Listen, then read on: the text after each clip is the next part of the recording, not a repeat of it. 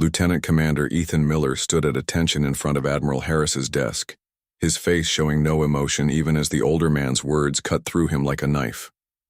Your actions during the IO exercise were completely unacceptable. Miller, you questioned a direct order in front of your entire team, Admiral Harris said, his voice cold with disappointment. Ethan wanted to explain that the order would have put civilian researchers at risk, but he kept quiet. He had already said his piece during the official hearing. I understand, sir, Ethan replied simply. The Admiral leaned back in his chair and sighed. You were on track to captain your own ship within 2 years. Now I don't know. He pushed a tablet across the desk. Your new assignment. Ethan picked up the tablet and read the screen. His heart sank. The USS Horizon, sir? A survey mission? 6 months mapping an unexplored system at the edge of our territory. The system has already been scanned remotely. Just rocks and dust. No habitable planets. No valuable resources. Just empty space that needs to be officially documented. Ethan understood perfectly. This wasn't just a boring assignment, it was meant to be a punishment. 6 months of nothing but taking readings of empty planets while his peers advanced their careers. Report to the Horizon at 600 tomorrow. Dismissed. The next morning, Ethan arrived at the spaceport carrying his standard-issue duffel bag. The USS Horizon was not impressive. It was an older research vessel that had seen better days. Its hull showed signs of repairs and patches. Next to the sleek military vessels Ethan was used to commanding, it looked sad and forgotten. Welcome aboard, Lieutenant Commander, said a young officer who met him at the airlock. I'm Lieutenant Sam Foster, your second in command for this mission. Ethan nodded politely as he followed Sam into the ship. The corridors were narrow, and the lighting was dim compared to newer vessels. Everything felt slightly outdated. The bowl. Crew is assembled in the mess hall for your introduction, Sam said. When they entered the mess hall, Ethan was surprised to see only 5 people waiting for him. He had expected a larger crew. This is everyone? He asked Sam quietly. Budget cuts, Sam explained with a shrug. Research missions aren't exactly a priority these days. Ethan stepped forward and looked at his new crew. They didn't look any happier to be there than he was. I'm Lieutenant Commander Ethan Miller. I'll be leading this mission for the next 6 months. Let's go around and introduce ourselves. A woman with short dark hair and a permanent frown spoke first. Communications Specialist Olivia Patterson. I keep the radios working and translate any signals we might pick up. Not that we ever pick up anything interesting. Ethan recognized the tone of someone who had also been sent here as punishment. Next, a tall man with glasses and nervous hands stepped forward. Science Officer Daniel Garcia. I handle all scientific observations and data collection. His voice was soft but precise. Engineering Officer Kelly Wright, said a woman with grease-stained hands and a practical ponytail. I keep this old ship running, which is a full-time job. Medical Officer Jake Bennett, said a man with kind eyes. I'm also the ship's cook since we're so short-staffed. Security Officer Lisa Rodriguez, said the last crew member, a fit woman with alert eyes that seemed to miss nothing. I also help with navigation when needed. Ethan nodded to each of them. I know this isn't the most exciting assignment in the fleet. We're mapping a system that's already been confirmed to be empty. But we'll do our job properly and get through these 6 months together. No one looked especially motivated by his words. Ethan couldn't blame them. Later, alone in his small captain's quarters, Ethan looked at the mission details again. System J2716. 6 planets, all uninhabitable. No moons of significant size, nothing but rocks and dust far from any shipping lanes or colonies. 6 months of absolutely nothing, he muttered to himself. Perfect punishment for questioning orders. He had no idea that System J2716 would soon become the most important location in human history. 3 months passed slowly aboard the USS Horizon. The crew had settled into a boring routine. They had mapped 4 of the 6 planets in System J2716, and as expected, they found nothing but lifeless rocks. Ethan sat in his command chair, watching the main screen as they approached. The 5th planet. The small rocky world looked just like the others they had already studied, gray, dusty, and dead. Beginning scan of Planet 5, Daniel said from his science station. His voice was flat with boredom. Ethan nodded. Standard scan pattern, please. The crew moved through their tasks without enthusiasm. Olivia listened to the usual empty radio channels. Lisa monitored the security systems that never showed any threats. Kelly ran regular checks on the ship's aging systems. Scan starting now, Daniel said. Ethan was about to go get some coffee when Daniel's voice suddenly changed. Wait, that's odd. Ethan turned back. What is it? Daniel was staring at his screen, his fingers moving quickly over the controls. I'm picking up energy readings from beneath the planet's surface. What kind of energy? Ethan asked, walking over to Daniel's station. I'm not sure. It doesn't match anything in our database. Now the whole crew was paying attention. After months of finding nothing, anything unusual was interesting. Could it be natural? Ethan asked. Some kind of geological process we haven't seen before? Daniel shook his head. The pattern is too regular. This isn't random. It's structured. Olivia suddenly spoke up from her station. Commander, I'm picking up signals, very faint but definitely there. Ethan looked at her. Signals from where? From the same location as the energy readings, she said. They don't match any known human communication patterns. The crew fell silent as they processed what this might mean. Are you saying there's something artificial down there? Lisa asked. On a planet that's supposed to be completely lifeless? Daniel nodded slowly. These readings suggest technology. Advanced technology. But that would mean… Kelly didn't finish her sentence.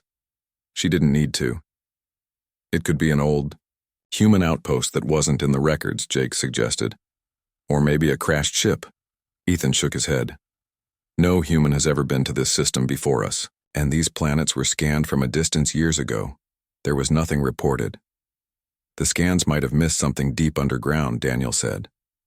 Or maybe whatever is down there wasn't active until recently. Ethan thought carefully about what to do next. His orders were clear. Map the system and report anything unusual. He should contact Earth Command immediately. But communications would take weeks to reach Earth from this far out, and weeks more to get a response. By then, whatever was causing these readings might be gone. What should we do, Commander?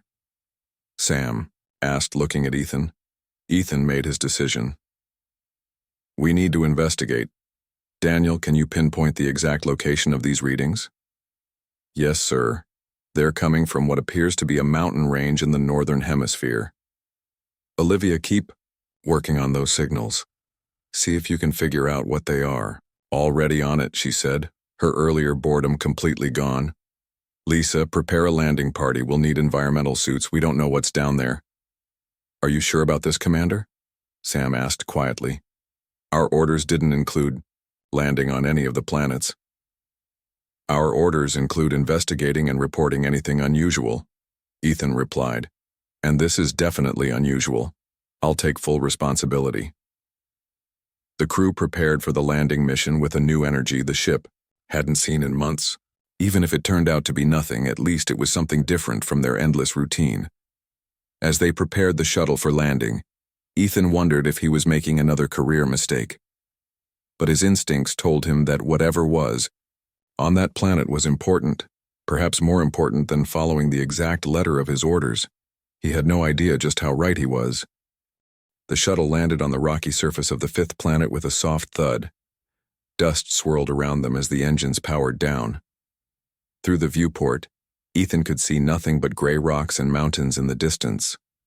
Atmosphere is thin, mostly carbon dioxide, Daniel reported, checking his instruments. Temperature is minus 40 degrees. We definitely need our suits. The landing party consisted of Ethan, Daniel, Olivia, and Lisa. They put on their environmental suits and checked each other's seals carefully. A mistake could be deadly in this harsh environment. Communications check, Ethan said after his helmet was secure. Clear, the others responded one by one. They exited the shuttle and stepped onto the planet's surface. Each step kicked up a small cloud of dust. The low gravity made walking feel strange, like they might float away with a wrong move. "The readings are coming from that direction," Daniel said, pointing toward the mountains. "About 2 kilometers from here." They walked in, silence, each lost in their own thoughts.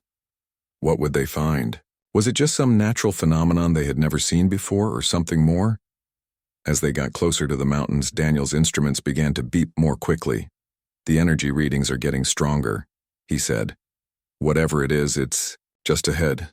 They rounded a large boulder and saw it, a dark opening in the mountainside.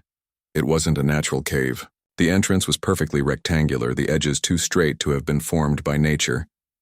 That's a door," Olivia said, her voice filled with wonder. Lisa raised her weapon, a standard precaution. "Could be dangerous." "How old do you think it is?" Ethan asked, stepping closer to examine the entrance. Daniel ran a scanner over the surface.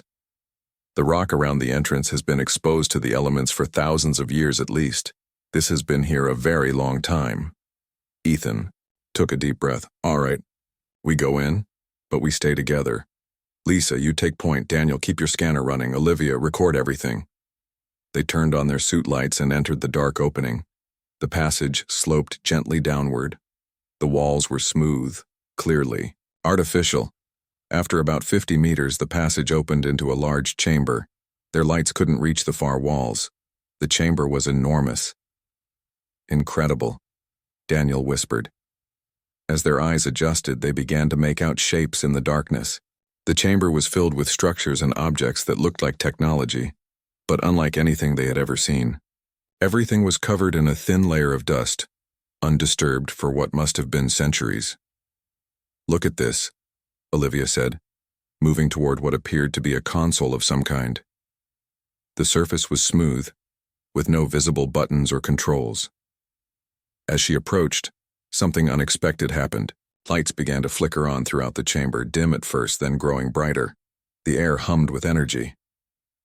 "I didn't touch anything," Olivia said quickly, stepping back. "The systems must have detected our presence," Daniel said, his voice excited. "They're activating." More lights came on, revealing the true size of the chamber. It was vast, at least 100 meters across, with high ceilings and multiple levels connected by graceful ramps. The technology around them was elegant, built with materials they couldn't identify. In the center of the room, a circular platform began to glow. A beam of light shot upward, and within it, a figure took shape. A hologram of a being unlike any they had seen before. It stood taller than a human, with a slender body and 4 arms. Its head was elongated. With large, almond-shaped eyes, the holographic figure began to speak. The sounds were unlike any human language, musical tones and clicks that seemed impossible for a human throat to produce. "It's talking to us," Ethan said, stunned. Olivia was already working with her translator. "I don't recognize anything in the language pattern. This is completely new." The hologram continued its message, gesturing with its 4 arms in what seemed like a welcoming motion. "My God," Daniel said quietly. "We just made first contact." The 4 humans stood in silence as the hologram continued to speak. Its voice had a musical quality, rising and falling in patterns that seemed almost like a song. "Keep recording everything," Ethan told Olivia. "Maybe we can figure out what it's saying later." Olivia nodded, her eyes never leaving the strange figure. "The language doesn't match anything in our database. This is completely new." The hologram completed what seemed to be an introduction and then paused, as if waiting for a response. When none came, it began again, this time speaking more slowly. "I think it's trying different languages," Daniel said. "It must be programmed to communicate with visitors." After several attempts, the hologram stopped and seemed to think. Then it raised. Its 4 arms and the chamber around them changed. The walls lit up with moving images, star maps, diagrams, and pictures of what appeared to be different species. "It's trying to communicate visually," Lisa said. One image caught Ethan's attention. It showed beings that looked like the hologram, working together to build what appeared to be the very chamber they were standing in. "I think these are the beings who built this place," Ethan said. Daniel moved closer to the star maps. "Look at this." I think it's showing where they came from. He pointed to a star configuration. And how long ago? The numbers displayed were staggering. That can't be right, Daniel whispered. According to this facility was built over 2 million years ago. 2 million years, Lisa repeated in disbelief. That's impossible. Nothing man-made lasts even 1,000 years without maintenance. This isn't man-made, Olivia reminded her. We have no idea what their technology is capable of. The hologram began to interact with the images, pointing to specific stars and then to the planet they were on. It showed ships traveling between systems, and then finally, it showed the holographic being placing something in the center of the chamber, a small glowing cube. What is it trying to tell us? Ethan wondered aloud. Daniel had been scanning the room during the presentation. Commander, I'm detecting a massive data storage system built into the walls. The amount of information here, it's beyond anything humans have ever created. The hologram pointed to the cube again, and then gestured toward a pedestal near the center of the room that none of them had noticed before. A section of the pedestal slid open, revealing an object identical to the cube from the presentation. Should we touch it? Olivia asked. Lisa shook her head. Could be dangerous. This entire facility activated when we entered, Daniel said. I think this is what we're meant to find. Ethan considered for a moment. Daniel, scan it first. Daniel ran his instruments over the cube. It's some kind of data storage device, incredibly advanced. It's giving off a very low energy signature, completely harmless to us. After a moment of hesitation, Ethan reached for the cube. As his fingers closed around it, the hologram nodded in what seemed like approval. The cube felt warm to the touch and was lighter than it looked. As Ethan held it, the surface began to glow softly. Suddenly, Ethan's helmet was filled with words he could understand. Welcome, explorers. You have found the repository of the archivers. We have waited a long time for beings like you to discover our legacy. Ethan nearly dropped the cube in shock. It's speaking English. In my head. The others looked at him in confusion. I don't hear anything, Lisa said. Ethan realized the voice was somehow being transmitted directly into his mind. The cube. It's translating for me. They call themselves the archivers. Ask it what this place is, Olivia suggested. Ethan didn't need to speak aloud. He merely thought the question, and the answer came immediately.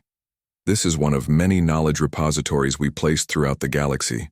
Within this facility is the collected wisdom, science, and history of our people, and information about all the other intelligent species we encountered during our time among the stars. Ethan looked at his team with wide eyes. This isn't just first contact. We found a library containing knowledge about numerous alien civilizations. The team returned to the USS Horizon with the cube carefully stored in a containment unit. The crew gathered in the meeting room as Ethan explained what they had discovered. This changes everything, Sam said when Ethan finished. We need to report this to Earth Command immediately. Ethan nodded. I know, but there's a problem. Daniel pulled up some readings on the main screen. The power systems in the repository are failing. According to my scans, they've been running on backup power for thousands of years. Once they fail completely, all that knowledge could be lost forever. How long do we have? Kelly asked. Hard to say. Could be weeks, could be days. The systems were designed to last an incredibly long time. But nothing lasts forever, Daniel replied. Ethan looked at the cube.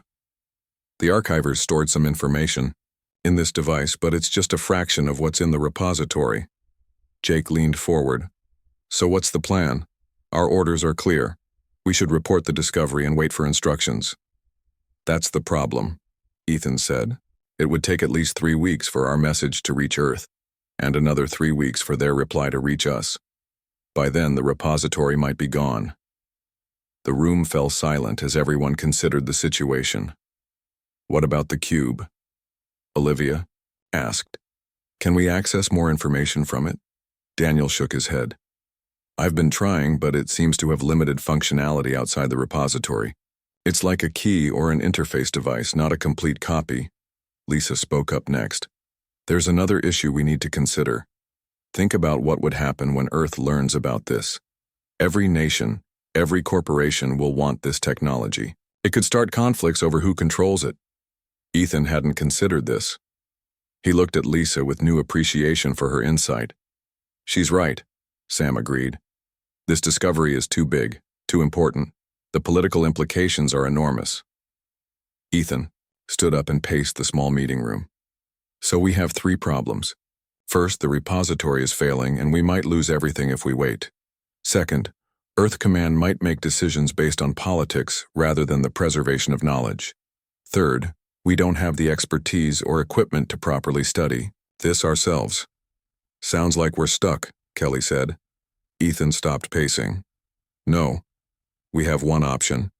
We continue exploring the repository and gather as much data as possible before reporting back. Sam looked shocked. That would be directly disobeying protocol. I know, Ethan said quietly. You've already been punished once for not following orders. Jake reminded him. This would end your career for sure. Ethan looked at each of them. This is bigger than my career. Bigger than all of us. This is the most important discovery in human history. The crew exchanged glances. I won't order any of you to join me, Ethan continued. This has to be your choice. If you want to follow protocol, I understand. Olivia stood up first. I'm with you. This is why I joined the Space Force, to explore and discover, not to follow rules that don't make sense in this situation. Daniel joined her. The scientific value alone. I can't walk away from this. One by one, the others stood as well. Even Sam, though he looked uncomfortable with the decision. All right, Ethan said. We'll establish a round-the-clock research schedule. Daniel, Olivia, and I will focus on extracting information from the repository. The rest of you will maintain the ship and our normal survey duties as cover. How long do we keep this up before reporting back? Sam asked. 1 week, Ethan decided. That gives us time to learn what we can. Then we send a full report to Earth Command with our recommendations. As they prepared to return to the repository, Ethan couldn't help feeling that he was making the right decision for the wrong reasons, or perhaps the wrong decision for the right reasons. Either way, there was no turning back now. What none of them realized was that their activities had not gone unnoticed. Elsewhere in the galaxy, sensors had detected the activation of the ancient repository, and others were already on their way. For 5 days, the crew of the USS Horizon worked tirelessly at the repository. Daniel and Olivia had set up equipment to download as much data as possible from the alien systems. Ethan spent hours with the cube, learning about the archivers and their explorations across the galaxy. They were explorers like us, Ethan told the others during their short breaks. They traveled the stars for thousands of years, meeting other intelligent species and collecting knowledge. What happened to them? Kelly asked. They died out slowly. Their birth rates declined over generations. The last archivers knew their species was ending, so they built these repositories to share their knowledge with future civilizations. The crew worked in shifts, sleeping on the shuttle to save travel time. Everyone was exhausted but excited by what they were learning. On the morning of the 6th day, Sam's voice came urgently through the communications system. Commander Miller, we've detected a ship entering the system. Ethan was in the repository with Daniel and Lisa. He froze at Sam's words. What kind of ship? Is it from Earth? No, sir, it doesn't match any known human design. And it's heading directly toward the 5th planet. Ethan's heart raced. How long until they reach us? About 4 hours at their current speed. We're coming. Back now. Have everyone ready for an emergency meeting. The shuttle ride back to the horizon was tense. No one spoke as they considered what this might mean. Once aboard, the crew gathered in the command center. Sam showed them the sensor readings of the approaching ship. It's about twice the size of the horizon, Sam explained. The design is unlike anything in our records. It's been traveling at speeds we can't match with our current technology. Could it be a coincidence? Jake asked. Maybe they're just passing through? Sam shook his head. They changed course as soon as they entered the system. They're coming straight for this planet. They must have detected the repository activation, Daniel said, just like we did. What do we do? Kelly asked, looking at Ethan. Ethan took a deep breath. First, we need to send a message to Earth Command now. They need to know about both the repository and this ship. Sam nodded and went to prepare the transmission. What about the ship? Lisa asked. Should we try to hide or prepare for possible conflict? We're not equipped for battle, Ethan said. And I don't think hiding will work. They already know we're here. Olivia spoke up. Maybe we should try to communicate with them. If they're coming for the repository, they might know about the archivers. That's risky, Lisa warned. We know nothing about them or their intentions. As they debated, Daniel was studying the data from the repository. Commander, I found something, he said suddenly. According to the archiver records, they cataloged dozens of intelligent species. One of them lived in a system that matches the direction this ship is coming from. He pulled up an image from the repository files. The beings had elongated heads with large eyes, 4 arms, and silver blue skin. The archivers called them the Valerians. They were a young species when the archivers met them, just beginning to explore their own solar system. That was millions of years ago, Ethan said. If these are their descendants, they've had a long time to advance. Could they be hostile? Lisa asked. Daniel shook his head. The archivers described them as peaceful explorers with a strong interest in learning about other species. So they might be coming here for the same reason we are, to learn, Ethan said thoughtfully. The ship's alert system suddenly blared. The alien vessel has accelerated, Sam announced as he returned. New estimated arrival time, 60 minutes. They must be in a hurry, Jake commented nervously. Ethan made his decision. Olivia, work on establishing communication when they get closer. Use what we learned from the repository to send greetings in their language if possible. Daniel, gather everything we know about the Valerians from the archiver records. And the rest of us? Lisa asked. Prepare for first contact, Ethan replied. Real first contact this time, with living aliens. The alien ship entered orbit around the 5th planet. It was beautiful, sleek and silver with curved lines that seemed to flow like water. The crew of the Horizon watched it on their main screen in silence. They're scanning us, Sam reported. Any response to our greeting message? Ethan asked Olivia. Nothing yet. I've been sending the Valerian greeting phrases we found in the archiver records, but she stopped as her console beeped.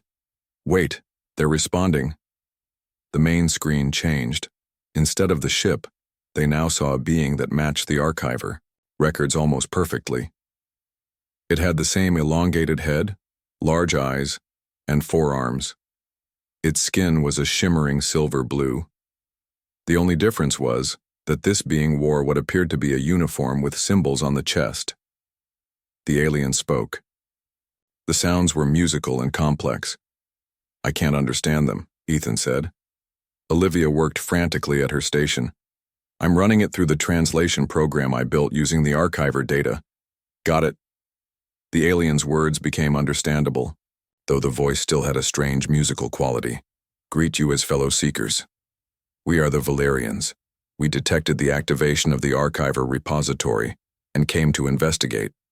We did not expect to find a new spacefaring species here. Ethan stepped forward. My name is Lieutenant Commander Ethan Miller of the United Earth Space Force. We represent humanity. We discovered the repository by accident during a survey mission. The Valerian tilted its head in what seemed like curiosity. Humanity. We have not encountered your kind before. How long have you traveled among the stars? Only about 100 years, Ethan replied. We're still exploring our small corner of the galaxy.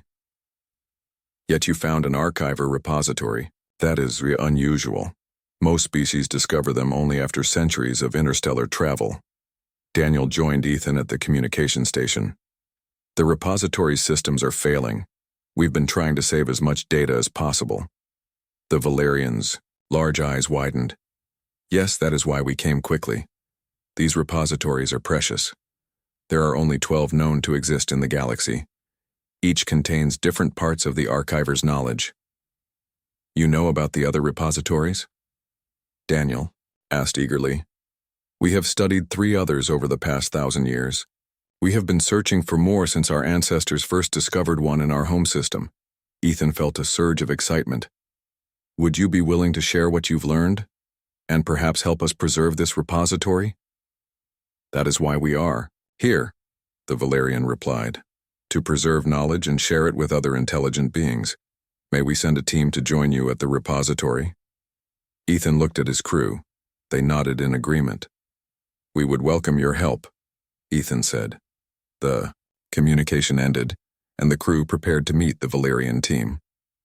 But before they could leave the ship, another alert sounded. Commander, Sam called urgently. We're receiving a transmission from Earth Command. Priority 1.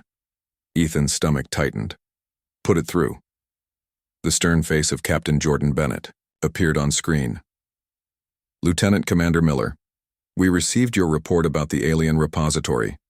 The USS Dauntless has been dispatched to your location. We will arrive in 3 days.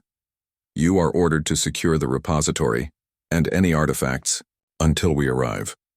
If any other parties attempt to access the site, you are to prevent them by all means necessary. The repository is now classified as a strategic asset of critical importance to Earth. Captain, there's a development you should know about, Ethan began. We received your update about the alien vessel as well, Bennett interrupted. Your orders stand. No alien species is to access the repository until proper diplomatic protocols can be established under Earth Command supervision. Is that clear? Ethan hesitated. Sir, the Valerians have knowledge that could help us preserve the data before the systems fail completely. That's not your call to make, Miller. Your orders are clear. Bennett out. The transmission ended, leaving Ethan facing an impossible choice. The Valerian team would be arriving soon, expecting to work together at the repository. But now he had direct orders to keep them away from it. What are we going to do? Olivia asked quietly. Ethan stared at the blank screen where Bennett's face had been. I don't know, but I'm not starting an interstellar incident by pointing weapons at the first aliens we've ever met.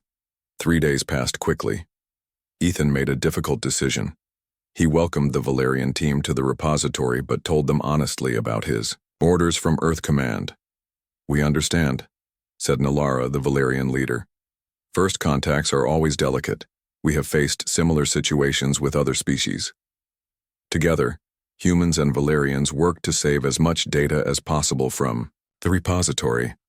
The Valerians shared technology that allowed them to download information much faster than human equipment could. Your species learns quickly, Nalara told Ethan as they worked.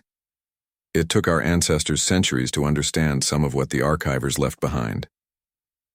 On the morning of the 3rd day, the ship's sensors detected the USS Dauntless entering the system. They're earlier than expected, Sam reported. The Dauntless was a military vessel twice the size of the Horizon and heavily armed. As it approached, Captain Bennett sent a message demanding an immediate report. Ethan met with his crew one last time before the Dauntless arrived. I want to thank all of you, he said. What we've discovered here will change humanity forever. No matter what happens next, we did the right thing. What will you tell Captain Bennett? Sam asked. The truth. That I disobeyed his order because it was the wrong order to follow. The crew nodded in support, even knowing what it might cost him. When the Dauntless landed, Captain Bennett led a team of 20 soldiers to the repository entrance.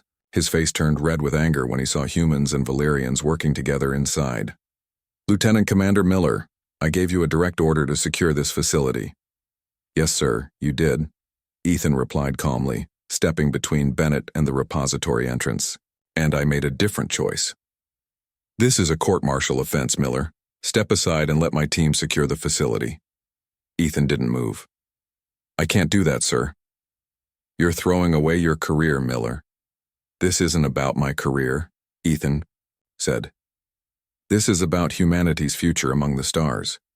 Daniel and Olivia joined Ethan standing beside him. Then Sam, Kelly, Jake, and Lisa moved forward too. The entire crew of the Horizon formed a line in front of the repository entrance. What is the meaning of this? Bennett demanded. Sir, Ethan said, The archivers built these repositories to bring species together, not drive them apart. They learned that isolation leads to extinction. Cooperation leads to survival. That's not your decision to make. You're right, Ethan agreed. But think about what you're doing. The first aliens humanity has ever met came here to share knowledge with us, not to fight. Is your first act going to be pointing weapons at them? Before Bennett could respond, the repository system suddenly hummed to life with more power than they had shown before. The holographic archiver appeared, larger than before, projected outside the entrance where everyone could see it. Daniel gasped. The Valerians must have repaired some of the power systems. The hologram spoke, and both humans and Valerians could understand its words.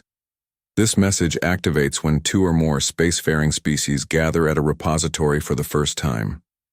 Though air filled with images of different species throughout the galaxy's history, meeting, sharing knowledge, and growing together, the final image showed hundreds of different beings standing together beneath the stars. Those who stand alone fall alone, the message continued. Those who stand together can reach the stars. The hologram faded, leaving humans and Valerians staring at each other in silence. Captain Bennett lowered his weapon slowly. What was that? A message left for us millions of years ago, Ethan said quietly. Advice from a species that learned the hard way what really matters. Bennett looked at the Valerians, then back at Ethan. I need to contact Earth Command for new instructions. Ethan nodded. While you do that, sir, maybe you'd like to see what we've learned so far. Together. 3 months later, the Disciplinary mission that was meant to teach Ethan Miller to follow orders had become something much greater. The 5th planet was now home to the first joint human-alien research station. And Ethan, no longer facing court-martial, had a new title. Earth's first ambassador to an alien species.